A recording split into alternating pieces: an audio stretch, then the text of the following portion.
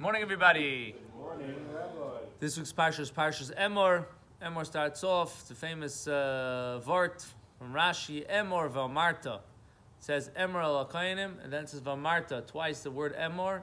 So Rashi says, Lahazir Gdoilim al Aktanim. This is a special commandment, and not only did the Kainim have to know this, but the older Kainim have to teach the younger Kainim. This is the idea of a chinuch, of education, that the elders have to teach the younger. And this is something that is expressed in many, many different ways. But just one point that we could bring out from this is a Gemara in Mesechus Megillah. Amar Rabbi Yitzchak, Lo yagati v'lo matzasi. I worked, I toiled, and I didn't find. Al tamen, don't believe him. Lo yagati, I didn't work hard. Umatzasi, and I found. Al tamen, don't believe him either. Yagati umatzasi tamen. He worked hard, he toiled, he tried, and he earned it, he found it. It's tamen. So there's a famous question, what does it mean, yagati? I worked hard and I found. You don't find a lost object by working hard. It finds, it comes. It's like you find an object when you're walking around the road and you find something. You don't have to work to find. You can't work to find something. When a person loses something, you find it. If you don't, you know what I mean? The work doesn't necessarily connect with the actual finding. The definition of finding something means that it's out of your control.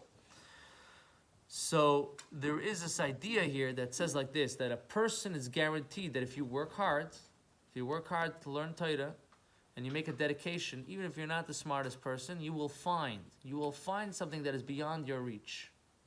Finding is not within your power, but if you work hard and you have a dedication to Torah, you have the tircha, the igiyah, the toil, the investment of Torah, you will find. There's a great famous sage that he forgot a big part of his Torah, and he went to somebody less than him to try to learn Torah from him, to try to remember something, and because of that, he was given back his Torah. He was given back. So there are many different examples of this, that when a person works hard, he's able to reach levels that, in a sense, it's a find because you're not really there. It's not really you.